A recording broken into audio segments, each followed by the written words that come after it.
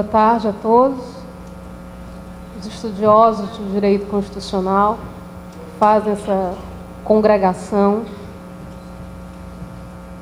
Eu gostaria de agradecer imensamente à organização do evento pelo convite de estar aqui ao lado, mais uma vez, professor Willis Santiago Guerra Filho.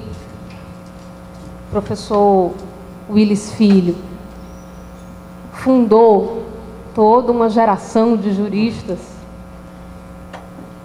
em especial num momento muito fecundo aqui da nossa Universidade Federal do Ceará, para onde o professor retornou logo depois do seu doutorado na Alemanha, para ministrar disciplinas de hermenêutica na graduação e disciplinas outras no curso de mestrado. Dessa geração saíram não só grandes advogados e juízes, mas saíram estudiosos do direito, que trouxeram esse amor ao pensar que marcou essa geração formada pelos Guerra, por que não dizer todos eles, pai, mãe, os dois filhos queridos da nossa Universidade Federal do Ceará. Professor Willis, eu queria saudá-lo, registrando a nossa saudade desse tempo bom em que os professores fundavam com seus alunos uma relação de discípulos, né? Uma relação de filosofia, de amizade pelo saber, que acompanha indelevelmente cada um de nós. Seja muito bem-vindo a Fortaleza. E gostaria também, saudando a professora Samantha, né, passar a palavra para o professor Willis Filho. Esse painel se constitui de 2 falas de 40 minutos e tenho certeza que cada um de nós sairá daqui muito enriquecido, né, sempre com aquela vontade de estudar.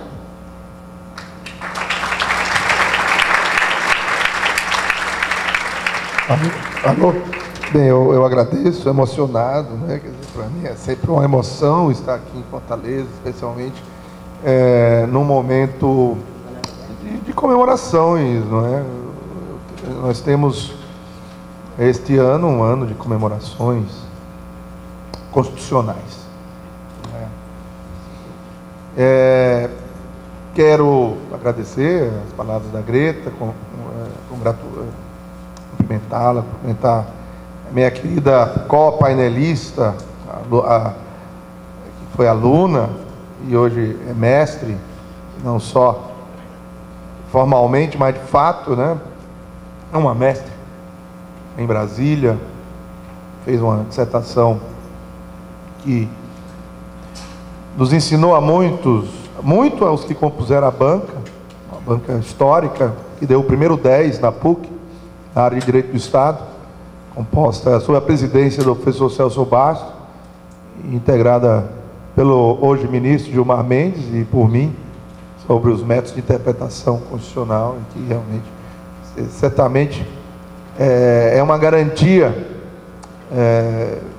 de que vocês saiam daqui com aquilo que a Greta anunciou, que seria um enriquecimento. Quero cumprimentar e agradecer a presença aqui tão ilustre e querida do professor Jorge Miranda, professor Marcelo Figueiredo, que é o diretor de uma outra pessoa muito querida.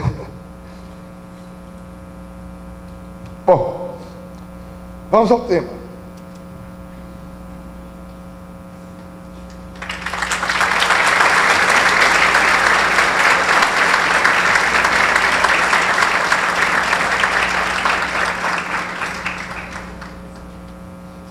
Eu vou revisitar nesse tema um capítulo deste livro. Este livro, bom, eu falei em comemorações, essa é uma comemoração particular minha. Este livro foi uma tese que eu apresentei aqui na faculdade para a cadeira de processo constitucional, que ainda é, me parece, uma cadeira pioneira, pelo menos nas universidades federais desse país, e mesmo até onde sei, por aí afora, não é ainda muito comum, fora do país, não é?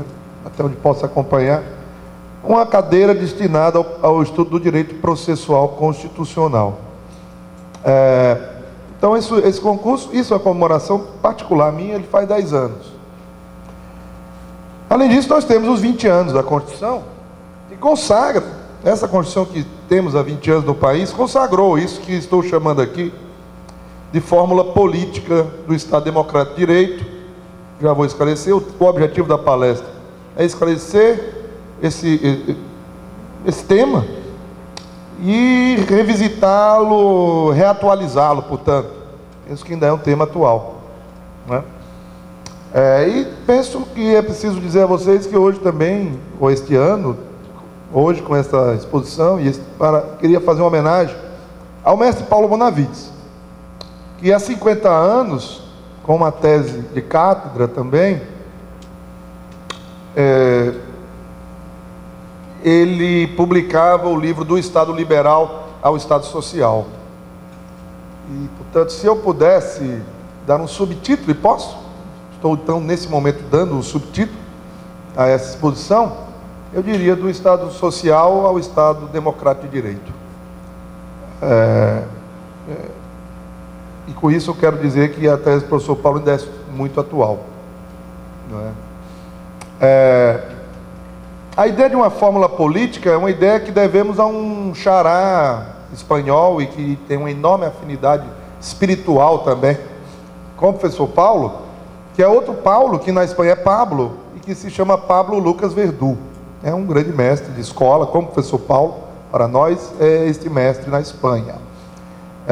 Então, eu vou definir para vocês, nas palavras dele, as palavras mais antigas e mais recentes também, que ele utilizou, essa ideia da fórmula política. Antes de tentarmos extrair desta partitura, que já tem muitos anos, mas que ainda é atual, algumas ressonâncias novas. Hoje se fala em neoconstitucionalismo, inclusive eu tive a honra de já ser convidado, para muita felicidade minha também, para voltar aqui, oportunamente, discutir isso com meu querido amigo e irmão carioca Luiz Roberto Barroso, essa ideia do neoconstitucionalismo. Bom, neo depende de o quanto nós podemos considerar neo algo que, como vemos, no que diz respeito ao professor Paulo Bonavides, já tem 50 anos, né? E isso se aplica ao professor Pablo Lucas Verdú. Ele está falando de fórmula política também, já não é de agora. E a ideia de Estado Democrático de Direito também não é que ela aparece aqui no Brasil. Ela é recepcionada aqui, e aqui ela ganha um colorido próprio, claro. Mas isso me parece que é algo que emerge na segunda metade do século XX, século passado, portanto. No pós-segunda guerra. Então, se a gente considera o neo algo que já está aí sexagenário, eu acho que é ótimo se considerar os sexagenários jovens. Tudo bem. Eu prefiro mais o prefixo pós. Ele indica uma ideia de ultrapassagem que depende de nós e que precisamos, não é, ter consciência de que ela está se dando e, se possível, em sendo a ultrapassagem que queremos, colaborar para que ela se acelere. Eu prefiro não falar em pós-constitucionalismo. Estamos, na verdade, sem dúvida, numa época de grande florescimento do constitucionalismo. Eu prefiro falar em pós-positivismo. Mas vamos aqui, ao longo da palestra, chegar nesse ponto, vamos falar da pós-modernidade, que é outra pós que me agrada discutir. Eu quero dizer, portanto, como indica aqui o título desse capítulo terceiro, dessa minha tese, hoje livro, já em quinta edição, fico muito orgulhoso disso. Eu quero dizer que a fórmula política do Estado de Direito, ela é típica, ela é própria da pós-modernidade, e ela inclui como uma vertente teórica fundamental, que a gente vem chamando, a falta de um nome melhor, porque ainda é dependente do positivismo na nomenclatura, vem se chamando de pós-positivismo. Mas eu queria começar realmente lançando mão das palavras do próprio professor Pablo Lucas Verdú, que diz o seguinte no seu clássico curso de Direito Político. Era essa a denominação que o direito constitucional adquiriu na Espanha, na medida em que o constitucionalismo se eclipsou na Espanha com a ditadura franquista. Então, o constitucionalismo foi, né, camuflado de direito político para sobreviver, e sobreviveu, assim como entre nós, apesar da ditadura. Embora tivesse também a ditadura em sua época, tiveram seus constitucionalistas, ou pseudo-constitucionalistas, que não acredito que um verdadeiro constitucionalista, na expressão própria da palavra, como temos aqui um presente, Jorge Miranda, possa compactuar com nenhuma forma de ditadura. Então dizia o professor Pablo Lucas Verdun, in illo tempore, como dizia o latino, naquele tempo, a fórmula política de uma Constituição é a expressão ideológica que organiza a convivência política em uma estrutura social. Veja, curioso, nessa definição ele parece estar lidando com aquilo que se chama de um conceito material de Constituição. Ele está dizendo o quê? Olha, já tem nas estruturas sociais uma ideologia que se reflete na Constituição. Não é? Então essa é uma ideia, digamos assim, que o direito constitucional aparece de uma forma tanto quanto, digamos, a reboque da realidade. É claro que quando ele vai revisitar ele próprio essa ideia, já no período da constitucionalização, inclusive das ditaduras, inclusive na Península Ibérica, e depois nos seus filhos, como somos nós aqui, o Brasil e outros países latino-americanos que tiveram ditaduras, que se reconstitucionalizaram, que incorporaram a fórmula política do Estado Democrático de Direito, tal como antes já havia feito a Alemanha, saindo de uma das piores ditaduras, se não a pior que se tem notícia, e depois a Itália, que foi copartícipe da Alemanha, na adoção desse regime totalitário, na primeira metade do século XX, é que se começa a difundir, vai se desenvolvendo e chegando mais para cá essa fórmula política, essa nova, que eu direi mais tarde, super ideologia, eu chamarei assim, chamo assim nesse trabalho, já conversarei com vocês sobre o que seria uma super ideologia do Estado Democrático de Direito.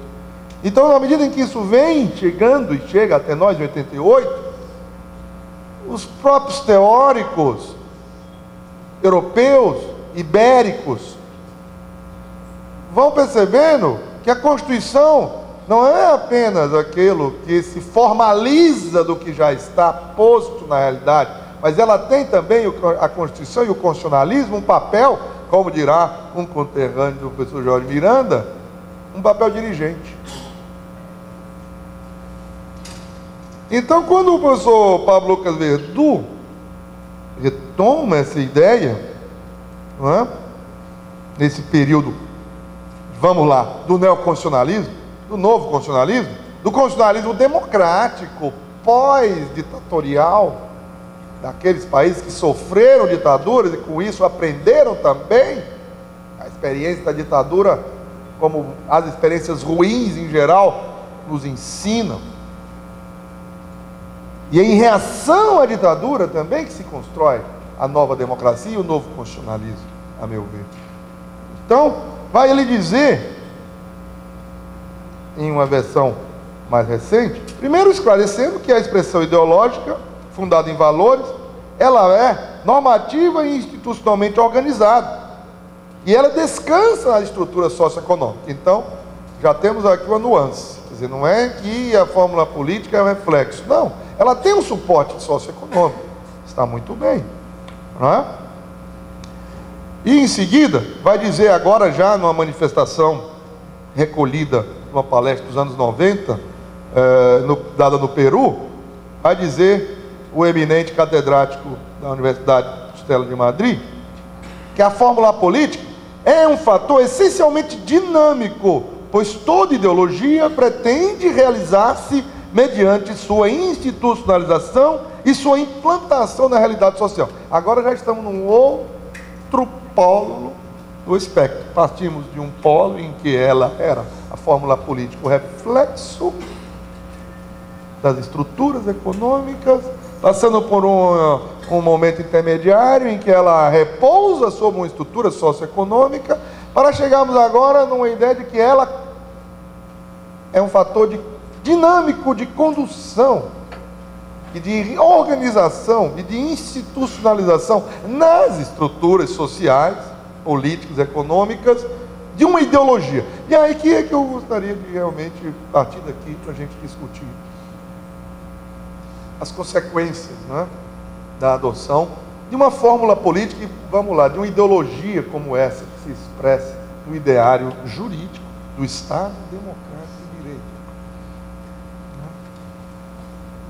Que passados 20 anos ainda estamos aprendendo aqui no nosso país. Eu confesso que esperava um aprendizado mais rápido. Só que instituições não aprendem na mesma velocidade que pessoas. Um país não pode aprender na mesma velocidade que a sua elite intelectual. É certo que mesmo essa elite intelectual não me decepciona muitas vezes, né? Enquanto elite. Mas enfim, esse não é o tema. Eu penso que estamos caminhando. Estamos caminhando na velocidade possível. Podemos acelerar? Podemos, depende de nós. Aumentarmos. Enquanto elite que somos, fazemos parte. Estou aqui fazendo a minha culpa. Nós não estamos conseguindo, talvez nós que somos professores, não estejamos conseguindo imprimir a velocidade que se faz necessária para a divulgação de certas ideias, por mais que sejamos tão expeditos, e acho que somos, em participar de eventos, discutir, não é? É preciso, não sei se mais esforço de nossa parte, talvez maior engajamento. Talvez seja o momento de a gente passar para um engajamento maior. Talvez demande de nós, esse momento histórico, uma participação política, como teve, eu sei, o professor Jorge Miranda, que foi deputado constituinte de Portugal. Então, eu sei que na cátedra nós difundimos ideias que repercutem, mas às vezes é preciso que nós nos tornamos os próprios agentes dessas ideias. Um certo ativismo juvenil que me inspira o contato com meu filho, aqui presente. Muito bem. Então, o que temos aqui posto? Primeiro, não me parece que é uma ideologia como outras quaisquer, esta que aqui se apresenta. Por isso que eu chamo de super ideologia. Não é porque ela é super como super-homem, super forte. Embora deva ser. De um certo ponto de vista, ela pode ser vista como super frágil, fragilíssima. Né? Mas por que super ideologia? Porque é essencial essa ideologia buscar um concerto de ideologia, um conceito, uma articulação de ideologia, buscar a convivência da multiplicidade de ideologia, não negar as ideologias, como faz uma certa ideologia, do fim das ideologias, de que o capitalismo, né, de um certo modo concebido politicamente, é inexorável e é o campeão. Até acho que seja, mas vamos ver do que? O campeão da destruição do meio ambiente? Sem dúvida. Aí não tenho dúvida.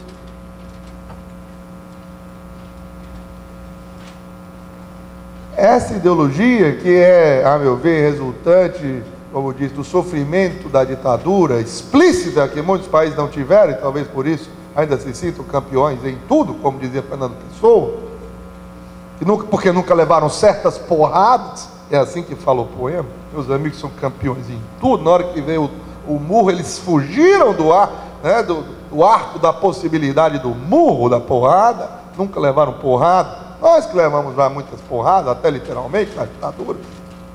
Talvez tenhamos aprendido a duras penas, na pele, o que quem está no conforto do bem-estar econômico pode não ter aprendido. Então, nesta reação, a gente, que é a ideologia, o super-ideologia do Estado Democrático de Direito, a gente entende que é preciso conviver com a pluralidade de ideologia, mas nem toda ideologia pode ser admitida nesse concerto. Tem aquelas que são dissonantes, tem aquelas que, se admitirmos, entram para acabar com o concerto.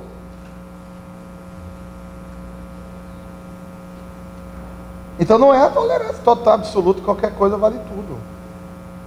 É preciso limites. E a parte do limite é a parte do Estado de Direito, sabe?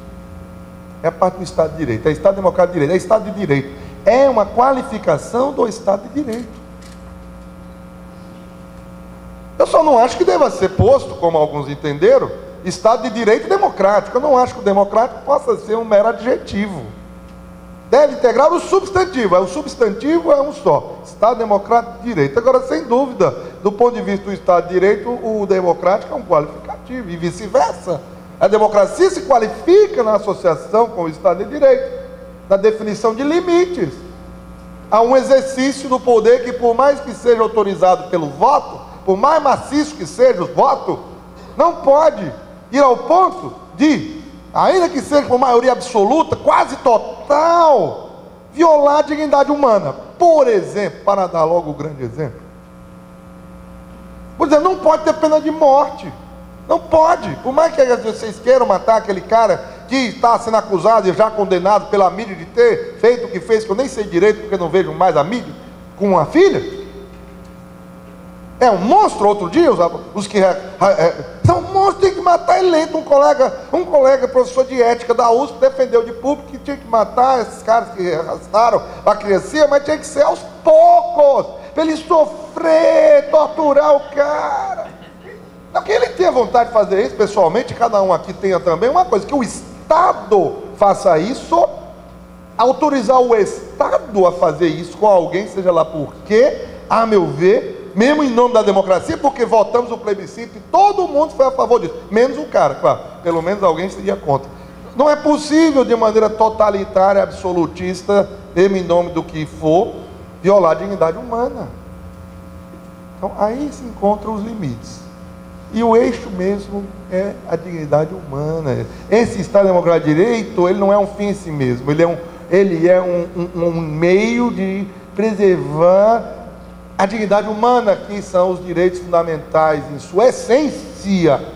O Estado Democrático de Direito é o Estado dos direitos e deveres que são correlatos, é evidente, do Estado. Não. As obrigações do Estado, as limitações do poder do Estado. Então, nesse sentido, não sei se fui feliz, em que eu entendo ser essa fórmula política, a expressão não apenas de uma ideologia como as outras, mas sim de uma superideologia que tem também uma outra característica que a diferencia das ideologias propriamente dita. E por isso, talvez, desse ponto de vista, ela possa ser entendida como uma subideologia, ou seja, algo que o meu querido amigo, hoje ministro no Brasil, e muito notório, teórico, Roberto Mangabeira Unger, é aquele entre nós é mais conhecido como um prático político, muito polêmico enquanto político. Por aí afora ele é mais conhecido como teórico. E ele é o brasileiro, pelo menos no nosso campo, que me conste, mais conhecido enquanto teórico do direito e da política pelo mundo afora. Então ele tem uma ideia, né, que é a ideia da prototeoria, que se contrapõe às grandes teorias. E aqui nós já estamos, por bem que ele não concorde, por exemplo, a meu ver, nós já estamos entrando no terreno da chamada pós-modernidade. Estamos chegando, a meu ver, numa concepção que a gente já pode entender pós-moderna. Considerando pós-moderno aquilo que um francês, Jean-François Lyotard, definiu, numa obra já clássica dos anos 70, sobre o pós-moderno, como o fim das grandes narrativas, dos grands récits, como dizia ele. De maneira, a francesa é muito clara, o récit, a narrativa, vamos traduzir assim, a grande narrativa, que são as grandes ideologias, que são nesse sentido sim, as superideologias. Então, se é para ser concebida como uma superideologia como essas, que já propõe, já dão a entender que tem a resposta de tudo pronta, as respostas prontas para os problemas, responde imediatamente. É chocante até ver alguém tomada, porque isso toma as pessoas, as ideologias. A pessoa fica tomada por aquilo. É um modo aparentemente cômodo de viver, porque você já não tem mais problemas, você já tem as respostas.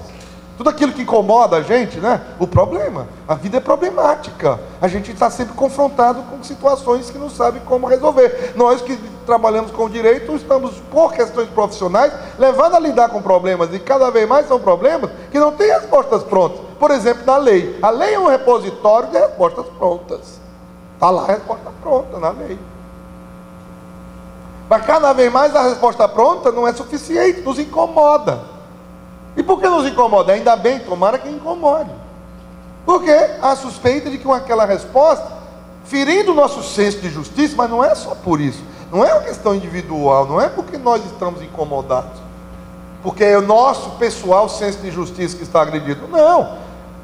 É aquele senso de justiça e de moralidade e de ética pública que está entronizado, que está instalado numa Constituição como a nossa, que consagra o Estado Democrático de Direito, que consagra esse senso de justiça positivamente, através dos seus princípios. Instalar o princípio da dignidade humana como o princípio, se não maior, ou hiperprincípio, como já tenho visto referir-se a ele, a própria jurisprudência, uma jurisprudência sintonizada com esses ideais, com essa superideologia, vamos chamar assim, do Estado Democrático de Direito, porque se não é hiperprincípio, eu prefiro chamar de princípio eixo, ou axial, pode usar uma palavra assim mais bonita, mas que a ideia é simples, é o eixo em torno do qual orbitam os princípios todos, os direitos todos, e também o próprio Estado, enquanto Estado Democrático de Direito, e o próprio governo, vamos falar logo claro o nome daquilo que hoje em dia é uma das nossas maiores preocupações. Não é esse ou aquele governo, é qualquer governo desgovernado, descomprometido do controle dado não só pela lei, como os princípios consagrados numa Constituição como essa nossa. Entendendo ser governar um fim em si mesmo, permanecer no poder como o grande objetivo, a qualquer custo. Então fere a essa nossa percepção. E como dar vazão a essa insatisfação, ainda mantendo-se nos quadros do direito? É recorrendo a algo que é a busca da solução. Não se contentar com a solução já pronta e acabada, mas se dispor a, através de um processo de descoberta, confrontando além da lei e das normas legais, princípios e normas de outras naturezas, deixar que deste processo possa surgir uma solução mais adequada a um caso que poderia até ser enquadrado pela legislação, mas se fizermos esse enquadramento, o resultado será insatisfatório, não só de um ponto de vista pessoal, mas de um ponto de vista institucional, tendo em vista o Estado Democrático de Direito.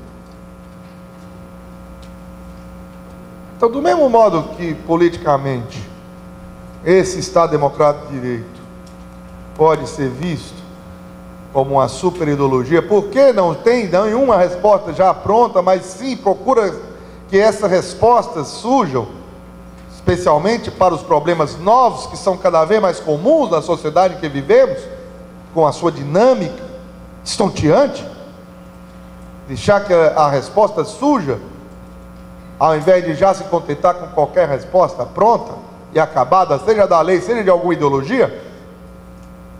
Da mesma forma que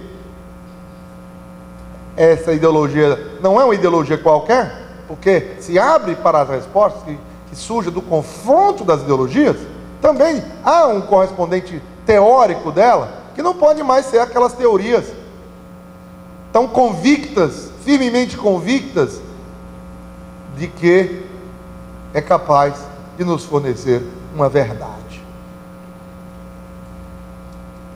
E a essas teorias, que nesse sentido seriam próprias dessa pós-modernidade, porque essa convicção é típica da modernidade, a convicção na capacidade de, pela ciência, que é a teoria é ciência, de pela ciência, pela teoria, se atingir verdade. É claro que mais no campo da natureza do que no campo da sociedade, mas progressivamente também no campo da sociedade. É só questão de tempo. É porque o fenômeno social e humano é mais complexo.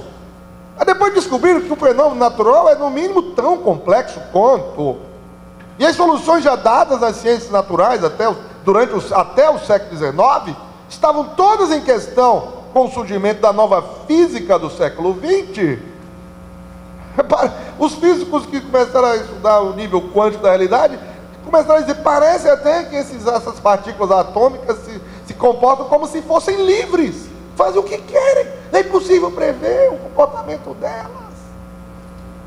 Então, quando a própria ciência da natureza teve que se enfrentar com o complexo, que diria na ciência da sociedade, que sempre esteve diretamente confrontada com isso. Então houve esta modéstia, à medida que o conhecimento desenvolveu, surge uma modéstia, que é própria dos sábios, né? Quer dizer, eu diria que aí começa a surgir uma sabedoria que estava esquecida pela ciência no seu ímpeto juvenil, no seu entusiasmo das primeiras grandes conquistas, quis jogar fora a filosofia, a religião, essas bobageiras todas, porque agora nós temos a verdade, estamos aos poucos conquistando-a. É só questão de tempo, a teremos integralmente nossa. Viram que a verdade é algo que, não por acaso, é feminino. Não é tão fácil assim de conquistar e se apossar. Então, eu sou muito simpático, tenho muito acordo com essa ideia do Mangabeira, de que, ao invés de adotarmos grandes teorias, nos preocupemos antes com o que ele chama de prototeoria, que é uma teoria de estruturas profundas, um corpo de ideias que podem servir de ponto de partida para diferentes concepções da realidade e possibilidades sociais. Isso que eu chamo em outro lugar de uma teoria possibilista, que seria talvez um nome melhor para o pós-positivismo do que justamente esta denominação tributária devedora do positivismo. Porque, ao meu ver, o que melhor contrapõe essa ideia do positivismo, de que tem um direito aí já pronto, posto e acabado, é a ideia do direito possibilista, da possibilidade que supera a realidade. Como isso, a meu ver, pode ser percebido, e não só, mais facilmente, como me parece, no nível humano, mas que então, pelo menos no nível humano, a gente, de uma vez por todas, se disponha a este exercício da insegurança, sobre o que falávamos tanto, e aqui quero rememorar, hoje, num café da manhã memorável, com o nosso grande ministro, poeta e filósofo místico, Carlos Aires de Brito, que parece que lhes brindou com essa ideia da insegurança, de aprender a viver com a insegurança, porque não adianta fazer de conta que não há esta insegurança, se apegando, por exemplo, se aferrando a um princípio de segurança jurídica que termina causando uma grande insegurança, quando ele se sobrepõe a outros princípios, tão dignos quanto ele de serem observados. Agora eu quero falar, portanto, da democracia, como algo que não se pode negligenciar em favor de um apego excessivo ao Estado de Direito e às suas derivações, como o princípio da segurança jurídica e da legalidade.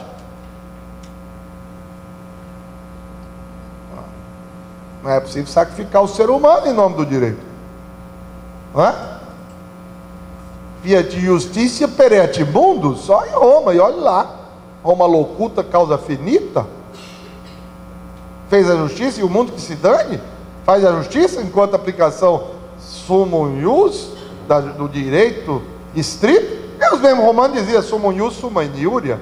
O máximo direito é a máxima justiça. Então tem tudo os romanos, para todos os gostos, todos os lados, não é verdade? Não tem problema algum em nós termos esta ascendência antiga, um saber que não é meramente uma grande teoria, ele também deve incorporar a sabedoria, que é antiga, quanto mais tempo, maior. Então, a meu ver, o pacote, que é um pacote, a fórmula política implica também em um componente teórico. Não é? É preciso haver, portanto, e é isso que nos falta, a meu ver, no país. Agora a teoria nem tanto. Até já temos uma teoria já em grande avanço. Parece que ao pacote falta ainda instituições. Por exemplo, falta um tribunal constitucional, basicamente do ponto de vista institucional do nosso país. Nada, digamos, pessoalmente contra ninguém do Supremo. Embora quando eu comecei a discorrer desse assunto, ainda no final dos anos 80, nós tivéssemos um Supremo que tinha sido nomeado basicamente pelos presidentes militares. Então isso é um absurdo que aconteceu entre nós, mas agora já passou. Mas o que deixou de herança maldita? E toda herança nesse sentido é maldita. Como é que esse entulho vai ser agora? Porque não pode simplesmente, o direito tem essa coisa que não dá, não. Nem à toa que a gente está falando de Roma ainda. O direito é assim, porque é o papel dele na sociedade. Ele tem um papel de algum modo, manter a continuidade da sociedade. Então, você pode até fazer revoluções pelo direito, mas as revoluções pelo direito são muito mais lentas e graduais. Então não dá para simplesmente pronto, agora chegou, temos finalmente, saiu o último ministro que não foi nomeado pelos militares, agora nós vamos fazer o Supremo da democracia total. Não é isso, não é assim. Até porque há problemas aí que transcendem a pessoa. Ainda agora a gente falava também na mesa agora do almoço, sobre pessoa, tudo bem, a gente gosta de falar das pessoas, é normal. Mas a questão não é pessoal. O velho Marx já disse, a questão não adianta os anarquistas ir lá e matar não sei quem, matar o fulano, não sei quem. Não resolve, aparece outro, 10, 20, tem um exército de reserva para repor, indefinidamente, se o sistema continua o mesmo. Ou mexe no sistema, ou não adianta ficar se queixando de ninguém. Aí o Lula, Lula, Fernando Henrique, entendeu? Dilma, bom, a Dilma pelo menos é mulher, acho que pode ser. Está precisando, né? Não estou dizendo que as pessoas não sejam importantes, agora não tem importância que geralmente a gente atribui a elas, a gente personaliza. Então os ministros são ótimos, a maioria até é meu amigo, estava aqui o Carlinhos, maravilhoso. Agora, o problema é o seguinte, é o regime, é o sistema. Eles não podem, enquanto órgão de cúpula da República, acabar com essa coisa. Um tribunal constitucional, o que é que nos faz falta para poder conduzir-nos melhor, como fizeram em outros países. Esse é outro aspecto dessa fórmula política. Ela nos dá uma condição política de aplicação de muito do que se desenvolve em outros estados que também, vamos falar como o português claro e juvenil, que também estão nessa. Nós não estamos nessa sozinhos. Portugal está nessa há mais tempo, inclusive, do que nós. Já temos muito o que aprender com essa experiência. E, aliás, lá o Tribunal Constitucional, se o professor Jorge Miranda está presente, pode me corrigir se eu cometo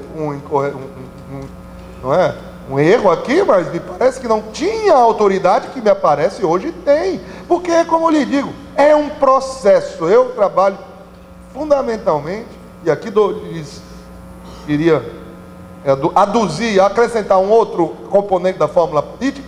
A fórmula política do Estado Democrático de Direito, ela é também processual. É uma concepção implica uma concepção de Constituição, que é a Constituição como processo.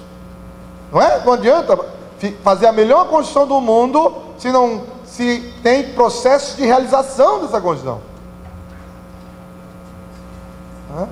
Até acho que, e aqui estou acompanhado com muita gente, não é nada que eu esteja aqui falando, digamos, né?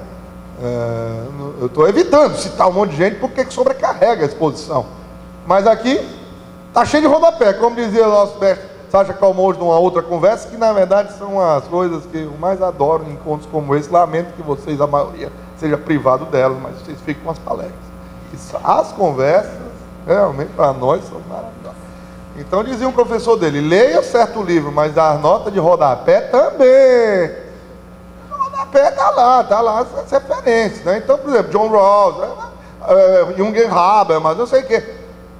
Tem muita gente nessa. Em qual? Na ideia do processo, que é a ideia da Constituição aberta, para retomar um tema recente do professor Bonavides e do Pablo Lucas Verdun. Todos os dois têm um livro chamado A Constituição Aberta. O que é uma Constituição aberta? Aberta para quê? Aberta à participação do cidadão, o que se dá por meio de processos de participação, judiciais mesmo, ação popular. Ah, mas ninguém entra com ação popular. Então somos todos cúmplices. Não precisa nem ser maior de idade para entrar com ação popular, no entendimento mais avançado. No que diz respeito à ação popular, e quanto mais avançado nesse sentido, me parece melhor. Desde que avançado no sentido da realização do Estado Democrático de Direito, ou não. Então qualquer um pode participar, pode ter uma ingestão na gestão da coisa pública, questionando um certo uso ou abuso do patrimônio público por meio de ação popular. Então, é uma característica do Estado Democrático de Direito essa abertura de canais de participação política, e são canais jurídicos. Agora, é preciso ter um amparo institucional, para não ficar só no papel também, né? Quer dizer, tem ação popular, não adianta, chega lá no judiciário, não adianta realmente, quer dizer, desestimula. Embora a gente deva sempre, digamos assim, aprender em direito a não desistir, senão, né, é melhor escolher outra profissão. E realmente a gente sabe que dá uma canseira, né? Mas não dá para desistir. Então eu estou questionando isso. Há um déficit institucional, há um déficit no campo administrativo, tributário. Agora, tem o déficit maior, que a meu ver, é esse déficit de uma adequada instituição que decida em última instância, não só judicial, mas em última instância estatal, sobre violação de direitos fundamentais e conflito de poderes do Estado. E muitas vezes, hoje em dia, o conflito não é só do poder do Estado. Há poderes na sociedade que, em certas áreas, são bem mais fortes do que o Estado. E o Estado não se impõe a ela. Os que o representam, infelizmente, muitas vezes, se acomodam a elas. A mídia, por exemplo, vamos falar claro. Não deve ter nenhum da mídia aqui mesmo. Porque, né? Correram todos atrás da notícia. Aqui não tem notícia. Por que é notícia? Essa palestra é notícia? Só se a mídia quiser. Então tudo bem, os que estão aqui para mim são mais do que suficientes. Mas há dúvida de que uma repercussão na mídia, para o bem ou para o mal, tem muito mais impacto, porque também repercute do modo que querem. É lá o que poderiam dizer de uma palestra dessa, pensar uma frase qualquer e me apresentarem aí, sei lá como. Ele disse que o Brasil é igual à Alemanha nazista. Pronto. Pegou lá no começo, pô, eu já ouvi rapidinho, pronto, isso aqui já deu manchete, pronto. Então, quer dizer, há poderes sociais que exercem hoje em dia uma ingerência na vida da gente e tem que ter um Estado que possa nos proteger desses poderes sociais. Então é preciso ter, já que o Estado em várias instâncias falha, precisaremos ter essa garantia, essa última grande garantia, até para evitar, por exemplo, condenações no Tribunal de São José da Costa Rica, que já houve uma, não sei mais quantas virão. Aí o Estado brasileiro começa a ser condenado no plano internacional, porque hoje em dia nós temos o direito constitucional internacional também, né? A coisa tem uma universalidade cada vez maior, a geração dos direitos, terceira, quarta, quinta, sexta. É um desenvolvimento ótimo, tem tempo demais, 5 minutos. Porque essa conversa não tem fim, tem 20 anos que eu estou desenvolvendo.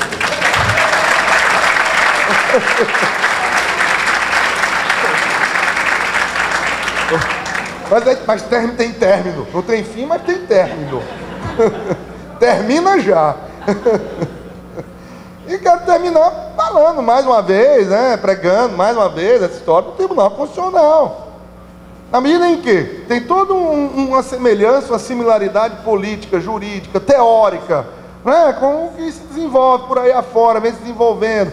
Mesmo depois de nós, eu gosto sempre de lembrar a Hungria, que na década de 90 houve uma falência total do Estado húngaro. Quem segurou foi o Tribunal Constitucional. E como é que era o Tribunal Constitucional? Você, qualquer um, se dirigia de qualquer jeito. Como a gente faz aqui no habeas corpus. Pronto, é o grande modelo clássico da garantia da qual se desdobra as demais. Você queixa de uma violação de liberdade em habeas corpus, em qualquer pedaço de papel, qualquer pessoa. Então na Hungria era assim, o Tribunal Constitucional recebia queixa constitucional de qualquer jeito, de qualquer um.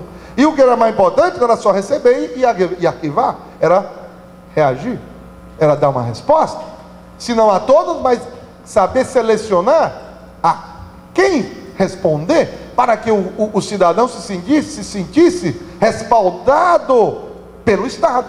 Então é um órgão de cúpula do Estado da República, não pode ser um órgão de cúpula apenas do Judiciário. Tá, lá teríamos aqui, vamos supor aqui, fazer um exercício de imaginação, já tem o STJ, pronto. Por que o Supremo então não é convertido em Tribunal Constitucional? Porque ele próprio inclusive não se converte, porque historicamente a gente viu que a primeira Corte Constitucional, que seria o modelo da nossa, virou num processo histórico de afirmação. Então o processo jurídico é também a possibilidade de uma afirmação histórica de instituições novas e de direitos novos ou velhos garantidos. Então não pode ter as garantias próprias do Judiciário. Tem que ser entendido definitivamente como órgão de cúpula do Estado em seus poderes todos. Alguns até que já não se encaixam bem no modelo clássico, pelo amor de Deus, ainda bem, não se encaixa bem mais no modelo clássico de 250 anos atrás, da Inglaterra, que Montesquieu registrou e está aí, 3 poderes, né? Outra coisa que conversávamos à mesa, maravilhoso, além da comida, né? A companhia, realmente está sendo um dia iluminado. Agradeço nesse momento, já ao final, a quem nos propiciou tudo isso, ao grupo que desenvolve esse trabalho, a rádio, o pessoal. Então, olha, tem que ter mandato. Se é republicano, tem que ter mandato. Mas pode reconduzir, é muito bom. Então, por exemplo, não tem negócio desse. Agora estão querendo passar para 75 anos. Se o ministro entra com 35 anos e pode entrar, ele fica 40 anos. 40 anos, não sei nem como é que tem gente que se dispõe a isso. Eu acho que tem alguma coisa errada se alguém quer exercer durante tanto tempo um ofício desse. Eu conheci juízes constitucionais na Alemanha e o Hesse, por exemplo, estava esgotado, arrasado, depois de 8 anos de Tribunal Constitucional. Uma aluna de um professor meu, que é do Tribunal Constitucional, recusou durante 2 vezes o convite, porque era mãe. Ô mãe, o juiz é constitucional. Na 3ª vez, ele mesmo disse: é a última chance, seu filho já está grandinho, vai, pelo amor de Deus. Tá bom, eu vou. É um ônus, não é um passeio, não é uma mordomia. É uma exposição pública, uma responsabilidade máxima. Então tem coisa errada, querendo dizer. O ministro que disse: mas agora que eu estou ficando bom, próximo aos 70 anos, ele agora está ficando bom. Deixa eu ficar mais 5, aí que vocês vão ver como eu sou bom. Então não dá, é questão de mandato, é questão de, não é nomeação da cartola, seja que presidente for, nem que ele tenha 99,9% dos votos, ele não pode tirar ministro da cartola desse jeito, do bolso aqui do alforge. É o modo, isso desqualifica até o ministro, que pode ser muito qualificado, mas o modo de investidura no poder também desqualifica a posição que se assume.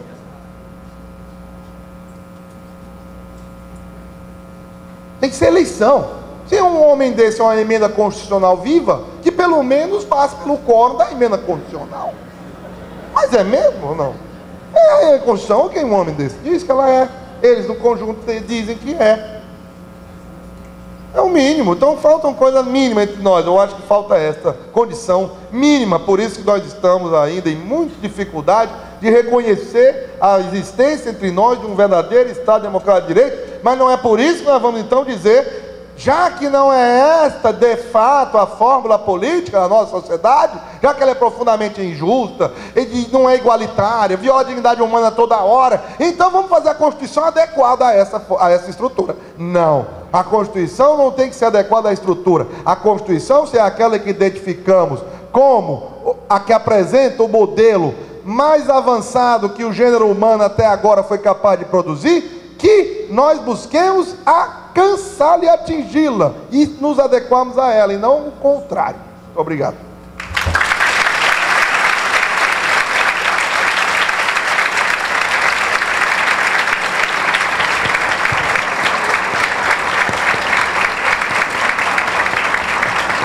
Em homenagem ao professor Paulo Bonavides.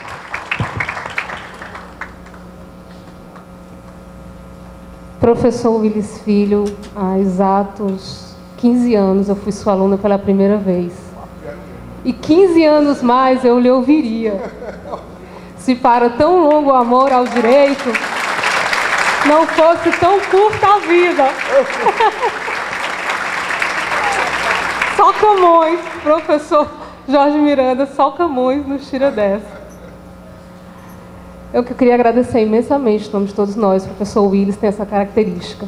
Ele falou tanto em proto-ciência, proto-teoria, que eu lhe digo, professor, o senhor nos faz um proto-ensino, porque nós aprendemos a pensar. Hoje de manhã, nós passamos horas felizes, eu e Zaneí, uma outra orientanda sua, tentando produzir um artigo que identificasse a contribuição da sociologia e da psicanálise para construir um conceito de democracia. Porque duas juristas tentam fazer isso? Porque elas aprenderam a protopensar. Muito obrigada, professor Willis, por tudo que você fez por nós.